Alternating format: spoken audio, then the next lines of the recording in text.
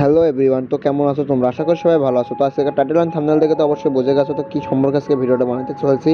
তো আজকে sports player সম্পর্কে তোমাদের বলবো। স্পোর্টস প্লেয়ার হলে তোমাদের কী লাভ না।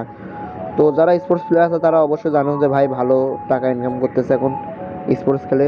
অনেক বড় বড় টুর্নামেন্টে তারা অংশগ্রহণ করতেছে, 10 লাখ, 15 লাখ, 20 লাখ। তো তোমরা কীভাবে স্পোর্টস প্লেয়ার হবা তোমাদেরকে ইনশাল্লাহ জানিয়ে দিব। তো স্পোর্টস প্লেয়ার হতে গেলে তোমাকে সর্বপ্রথম থাকা লাগবে একটি স্কিন বলতে কিন্তু স্কিন বোঝায় নাই, তোমাদের স্কিল বোঝাচ্ছি, মানে গেমিং স্কিল। যারা একটু ভালো খেলতে পারে, মুভমেন্ট আছে, কিংবা রাশ করতে পারে কিংবা পুশ করতে পারে, যে কোনো একটা কিছু করতে পারলে হবে। এরকম প্লেয়ার ছাড়া কিন্তু ভাই তোমার কোনো দাম থাকবে না।